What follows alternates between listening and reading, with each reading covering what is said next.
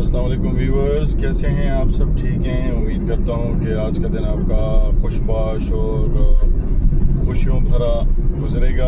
और आज का दिन इस दुआ के साथ कि पाकिस्तान को अल्लाह ताला अपनी हिफ्ज़ व अमान में रखे और पाकिस्तान की हिफाजत फरमाए और पाकिस्तान के जितने भी दुश्मन हैं जो बदनीयत रखते हैं पाकिस्तान के लिए, तो अल्लाह ताला हमें इतनी ताकत अता फरमाए और जो कि हमारे पास है भी, ताकि हम उनको मुंह तोड़ जवाब दे सकें और मुंह तोड़ जवाब दिया भी है। तो आज का दिन जुम्मे का मुबारक दिन है, तो हमें चाहिए कि हम अपने मुल्क के लिए ज़्यादा से ज़्यादा दुआ करें और जो भी गलत नीयत रखता है पाकिस्तान को मिटाने की, तो एक बात वो दुश्मन याद रखे कि पाकिस्तान ख़त्म होने के लिए नहीं बना, पाकिस्तान ता क़यामत कायम और दायम रहने के लिए बना है। और पाकिस्तान एक ऐसी रियासत है जो नज़रियाती बुनियाद पे बनी है और हमारा नज़रिया एक ही है, ला इलाहा इल्लल्लाह मुहम्मदुर रसूलुल्लाह। और दुनिया में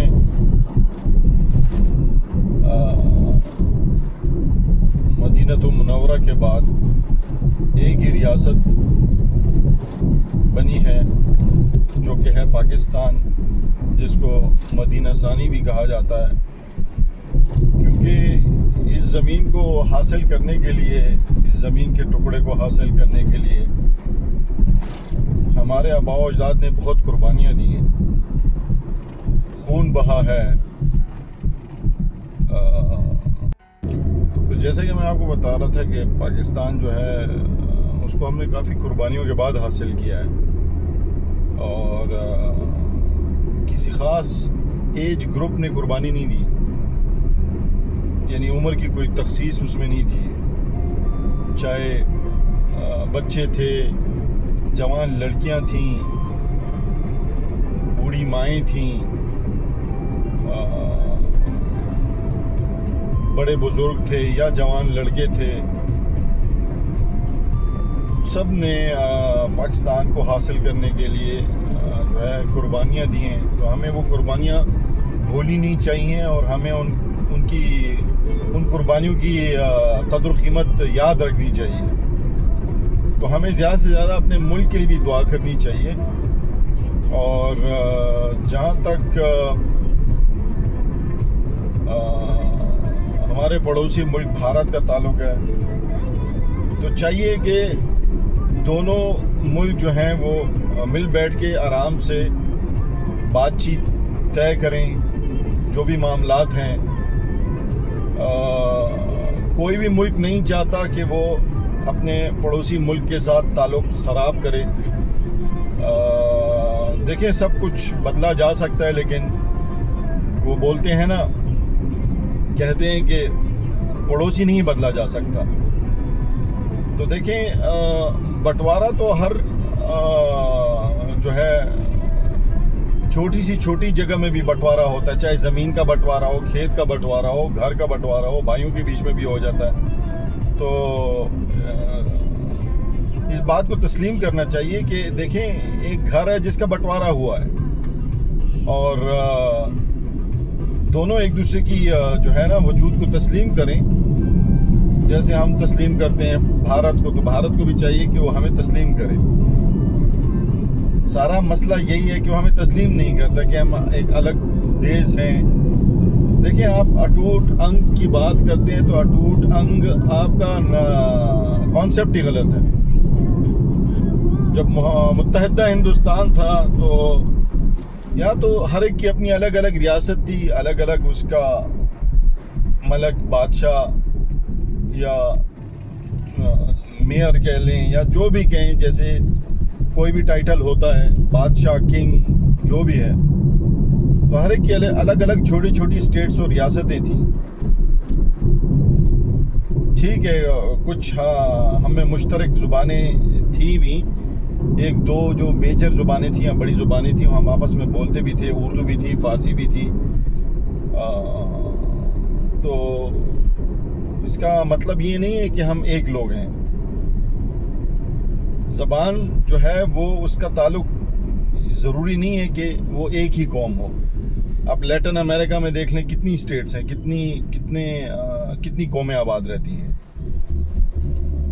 स्पेनिश, पुर्तगीज़, कितने लैटिन अमेरिका में कितनी स्टेट्स हैं। ब्राज़ील है, यूरुग्वाय है, पैराग्वाय है, मैक्सिको है, अर्जेंटीना है, कोस्टा रिका है,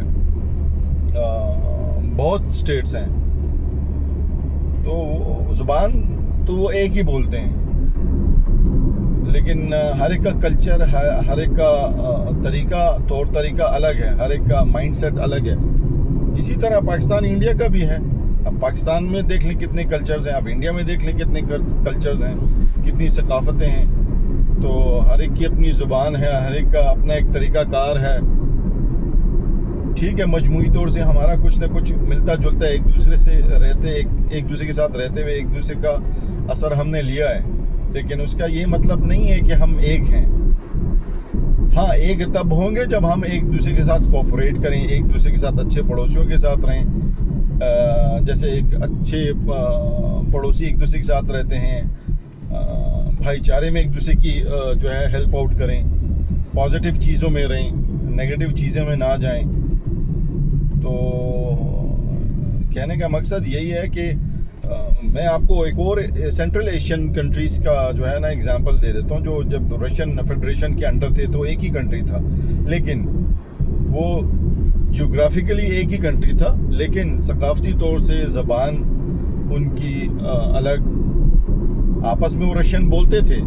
कुछ लोगों को रशियन स्कूल की सतह पे रशियन पढ़ाई भी जाती थी और समझ बूझ भी रखते थे। लेकिन उज़्बेकिस्तान की अलग एक सकाफ़त है, उसकी अलग एक लैंग्वेज है। कज़ाकिस्तान की अलग है, ताजिकिस्तान की अलग है। वो ताजिकी कहलाते हैं। आपस में अगर वो कम्युनिकेट करेंगे तो रशियन ज़ुबान से कर सकते हैं वो एक दूसरे के साथ, लेकिन हर एक की अपनी शनाख्त है, हर एक की अपनी पहचान है। तो ज़रूरी नहीं है कि वो उनको हम बोलें कि नहीं ये तो यार पहले एक ही कंट्री था ये तो, और अब अलग हो गए। नहीं, ये तो एक ही था, नहीं ये तो अटूट अंग था रशिया का। नहीं, रशियन का अटूट अंग नहीं था। रशियन ने वहाँ जो है ना, वहाँ एक पोजीशन अपनी बनाई थी, और इस्लामिक स्टेट्स, उसमें बहुत सी इस्लामिक स्टेट्स भी थी, और भी जो ईस्टर्न यूरोप है उसकी कुछ स्टेट्स भी बहुत आज़ाद हो गई थी जब अफ़गानिस्तान में रशियन एग्रेशन हुई थी। उसके बाद जो है रूस जो है वो तकरीबन डिवाइड हो गया काफ़ी स्टेट्स में, 30-40 स्टेट्स में वो डिवाइड हो गया। इकनॉमिकली वो काफ़ी अनस्टेबल हो गया था। तो कहने का मकसद ये है कि हमारा वजूद भी, हमारा पड़ोस जो है वो उसको एक्सेप्ट करे। ठीक है, कोई ज़मीन को क्लेम नहीं कर सकता कि वो 10,000 साल पुराना यहाँ रह रहा है या 5,000 साल से रह रहा है, तो वो इसको क्लेम नहीं कर सकते कि मेरी ज़मीन, ये अल्लाह की ज़मीन है। ठीक है, और पहले भी ज़ोर के ऊपर ही होता था। जिस बादशाह के पास जितना ज़ोर होता था वो ज़मीन पकड़ लेता था, बस वो बोलता था ये मेरी मलकियत है। भाई कोई पैदा होते कोई अपने साथ कोई क्या विरासत का कोई कागज़ लेके आए थे? भाई इस तरह नहीं होता। कॉन्सेप्ट समझना चाहिए। ज़मीन है, जितना जिसकी बाजू में ताकत थी और ज़ोर था उसने वो ज़मीन पकड़ ली। ठीक है, और जहाँ तक हिंदुस्तान की मुत्तहिदा हिंदुस्तान की बात थी, तो हिंदुस्तान तो इस पूरे इलाके को बोलते थे। ये नेपाल से लेके तो तोरखम बॉर्डर तक, पेशावर भी हिंदुस्तान था, दिल्ली भी हिंदुस्तान था, क्योंकि उसको एक नाम दिया हुआ था हिंदुस्तान। बस इनको जब अरब ट्रेडर्स यहाँ आते थे उसको हिंद बलद के नाम से वो पुकारते थे। अब वो इतनी डिटेल्स में तो नहीं जा सकते थे कि यार मलयालम अलग है, पश्तून अलग है, हिंद को स्पीकर अलग है, पंजाबी अलग है, नहीं, बस वो इस इलाके को हिंद बोलते थे। हर एक की अपनी स्टेट्स थी यहाँ, कोई एक मुत्तहिद हिंदुस्तान तो था ही नहीं, इसका मुत्तहिद था ही नहीं, तो राजा महाराजा हर कोई, हर एक की अपनी अपनी स्टेट थी। जैसे हज़ारा स्टेट थी अलग थी, सवात स्टेट अलग थी, दीर अलग था, चतराल अलग था, इसी तरह हज़ारों स्टेट्स हिंदुस्तान में भी थी। तो ये चीज़ें, ये कॉन्सेप्ट आप छोड़ें अभी, ठीक है। बस एक दूसरे के साथ अच्छे पड़ोसियों की तरह रहें, एक दूसरे के वजूद को तस्लीम करें, एक दूसरे के नज़रे को तस्लीम करें, और जो भी मसले मसाइल हैं वो मिल बैठ के और पढ़े लिखे लोगों की तरह हल करें। लेकिन मैं एक बात और भी क्लियर करना चाहता हूँ कि मुसलमान हमेशा डिफेंसिव, जंग में हमेशा डिफेंसिव रहता है, वो एग्रेशन नहीं करता, वो इनिशिएटिव नहीं लेता जंग करने के लिए। जैसे रसूलुल्लाह सल्लल्लाहु अलैहि वसल्लम ने जंग बदर में, जंग ओहद में उन्होंने डिफेंसिव रोल प्ले किया, डिफेंसिव तरीके से जंग को फेस किया। उन्होंने जंग में पहल नहीं की।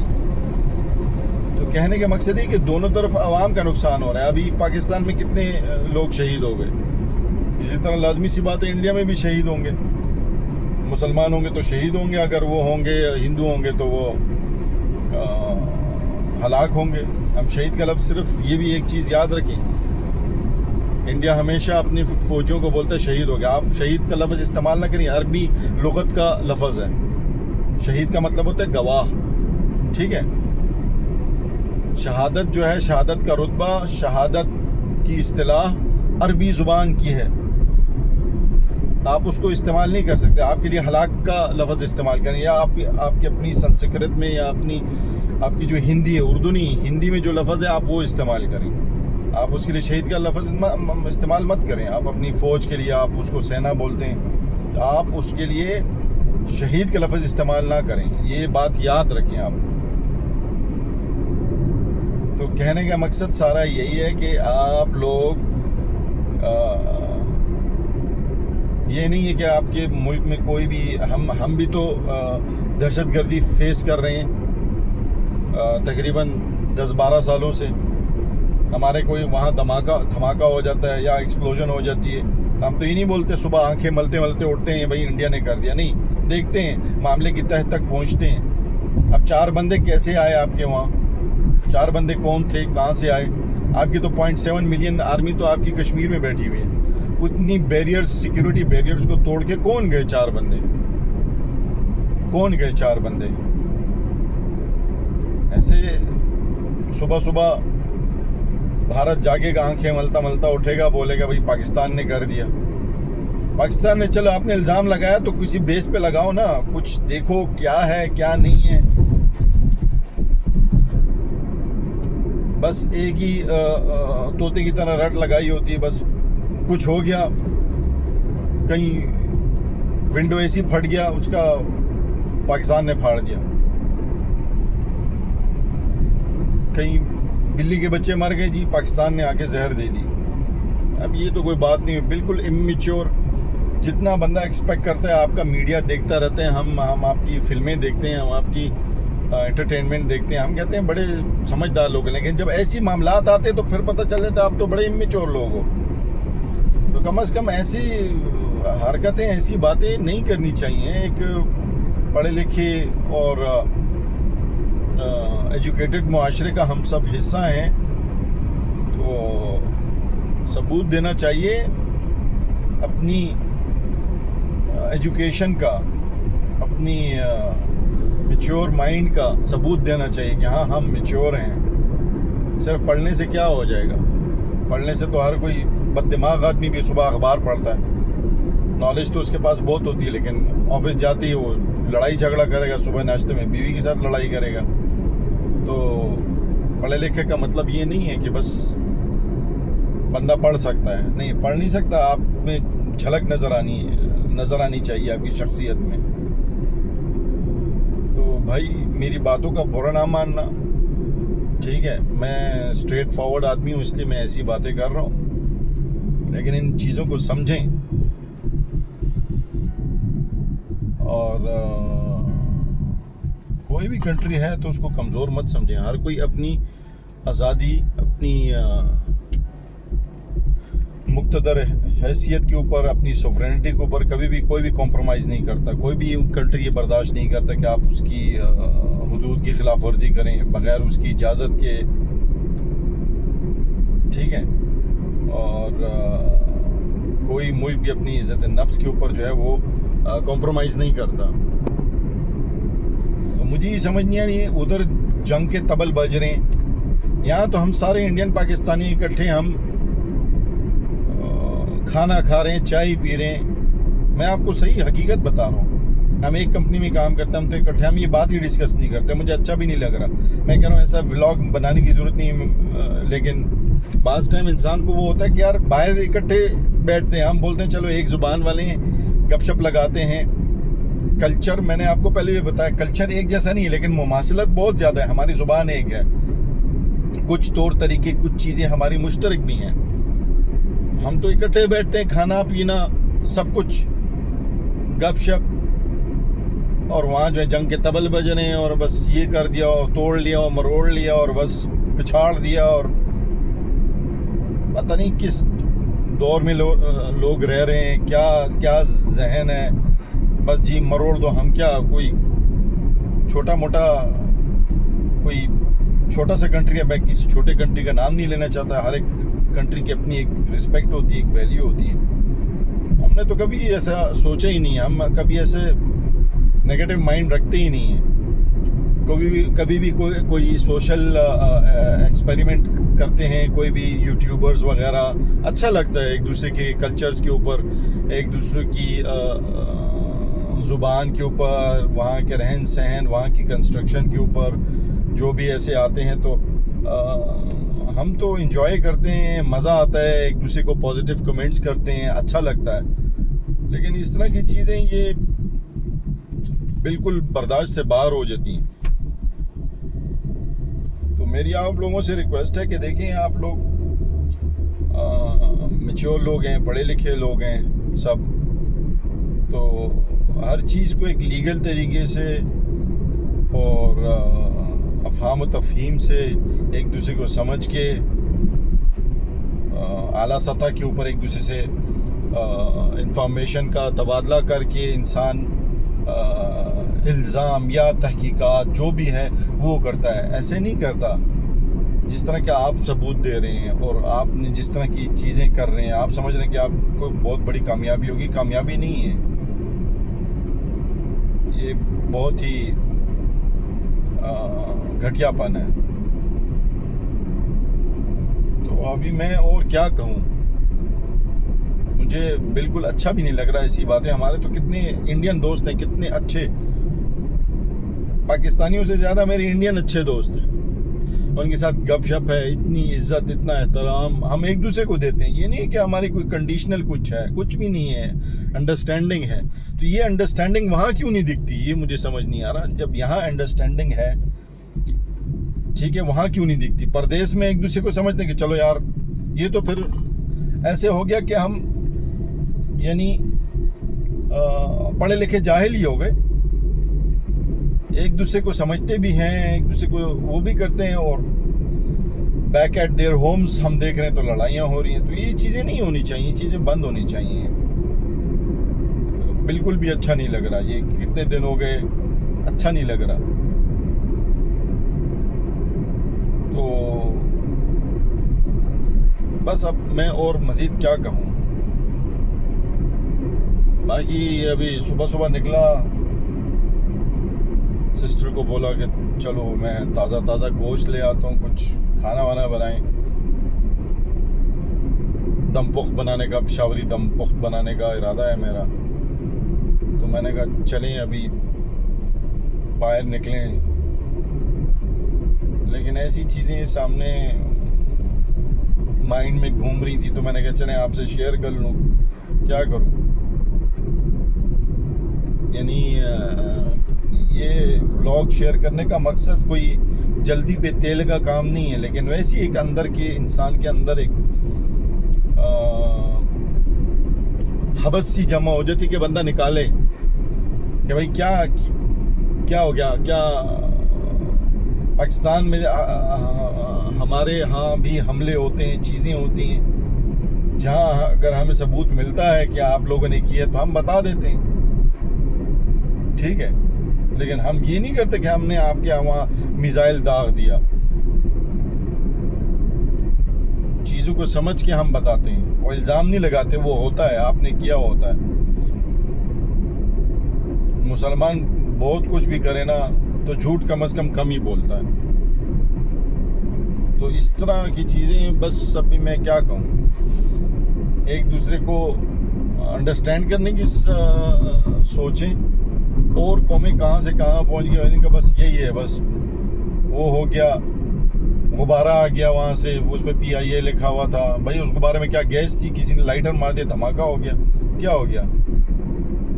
फूके मार के उसको ऐसे फुलाया हुआ था, उस पर PIA लिखा, किसी बच्चे से छूट गया होगा गैस का गुब्बारा, कहीं बाजार में उसके अब्बू ने लेके दिया होगा, वो उड़ गया होगा पंजाब के बॉर्डर के एरिया में, और क्या होगा भाई जी? आगे जासूसी गुब्बारा आ गया, जासूसी कबूतर आ गया, पता नहीं। कबूतरों में तो अमन के पैगाम जाते आते थे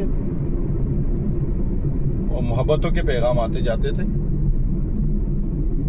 कबूतर की तो अलामत ही मोहब्बत की थी कि भाई मेरे सनम मेरे महबूब तक ये पहुंचा देना, ये बात। कबूतर उसके लिए इस्तेमाल होता था, लव लेटर था, पुराने ज़माने का लव लेटर होता था। तो अभी पता नहीं क्या, कभी कबूतर आ गया, कभी क्या आ गया। तो ये इमेच्योर, वो बहुत ही इमेच्योर चीज़ें ये नहीं होनी चाहिए। और दोनों देशों को, दोनों कंट्रीज़ को मिल बैठ के आराम से बातचीत करनी चाहिए। हमेशा मैच्योरिटी दिखाएं, मैच्योरिटी नहीं है।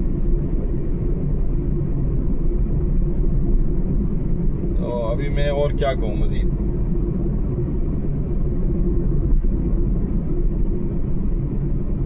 चलें, हमारी डेस्टिनेशन भी आ गई है और मैं यहाँ से अक्सर लेता हूँ, पाकिस्तानी मीट शॉप है। ये इंडस्ट्रियल एरिया का एरिया है। ये मैंने व्लॉग्स में आपको दिखाया भी था, नेस्टो। ये इंडस्ट्रियल एरिया है हमारा और हम यहाँ रेगुलर आते हैं। मैंने आपको बताया भी था, मैं यहाँ से अक्सर वो लेता होता हूँ गोश्त। पाकिस्तानी बुचर्स शॉप है। मैंने AC लगाया गर्मी से, तो मेरी बुरी हालत हो गई थी, क्योंकि मैंने जो मोबाइल फ़ोन लगाया हुआ था ना यहाँ, तो जब AC लगाते हैं तो फिर उसमें डिस्टर्बिंग सा साउंड आता है। तो मेरे तो भाईजान पसीने बह गए। अभी मैंने लगाया क्योंकि अभी भी 33 डिग्री सेंटीग्रेड है। तो सुबह सवेरे है, तो चलें बाहर की हवा तो ताज़ी है, लेकिन मैंने शीशे बंद कर दिए तो और ये हब्स हो गई और मेरे तो पसीने छूट गए और कुछ जज्बाती तकरीर भी कर रहा था मैं। तो अभी हम फाइनली यहाँ पहुँचने वाले हैं। इस बिल्डिंग के पास जो है अल-मुल्हमा वस्ता, मुल्हमा वस्ता, ये शॉप है। इधर अभी हम यहाँ से गोश्त लेंगे और फिर घर जाएंगे। फिर दम पुख्त बनाऊंगा, फिर कोशिश करूंगा आपको दम पुख्त की जो है ना वीडियो बना के दिखाऊं, थोड़ा सा तरीका बताऊं कि कैसा बनता है। बाकी मेरी बातों पे ज़रूर गौर करना और सोचना, चाहे वो आम बंदा हो या पूरी गवर्नमेंट हो। भाई ये क्या पानी कहाँ से आ गया, बारिश कहाँ से हो गई? हाँ, तो लग रहा है कोई पाइप फट गया, सेवरेज का पाइप फट गया होगा जो इतना पानी खड़ा है। बारिश तो नहीं हो सकती, यहाँ बादल आए ही नहीं यार, रात में बादल आए ही नहीं। तो फाइनली हम यहाँ दुकान पे पहुँच रहे हैं। ये यहाँ ताज़ा गोश्त मिलता है। मैंने आपको पहले भी बताया था, रमज़ान में एक व्लॉग बनाया था तो मैंने आपको बताया भी था। मैं तो यहाँ से गोश्त लेता हूँ, काफ़ी अच्छा मिलता है यहाँ। ये मुल्हमा अल-वस्ता। तो व्यूअर्स, घर पहुँचते ही हमने गोश्त को दम पे रख दिया और इस वक्त मैं जुम्मे की नमाज़ के लिए जा रहा हूँ और यहाँ से फ़ारिग होके रोटियाँ लेनी हैं। उसके बाद खाना खाना है हमने, तो इंशाल्लाह नमाज़ पढ़ के घर की तरफ रवाना होऊंगा। और आज गर्मी भी बहुत ज़्यादा है, काफ़ी गर्मी है, लेकिन फिर भी as comparative other days comparatively थोड़ा बेहतर है मौसम। तो हम नमाज़ पढ़ के घर पहुंचेंगे और आपको इंशाल्लाह मैं नमकीन गोश्त यानी रोश आपको डिश आउट करके दिखाऊंगा। तो नाजरीन, हमने अभी दम पोख्त बना लिया है, पेशावरी नमकीन गोश्त, और मज़े से हम ये खाएंगे। और उम्मीद करता हूँ आज का व्लॉग आपको पसंद आया होगा, और अपनी राय से मुझे ज़रूर आगाह करें। और हम इंजॉय करते हैं खाना। तब तक के लिए इजाज़त, आपसे नेक्स्ट व्लॉग में मुलाकात होगी। अल्लाह हाफिज़।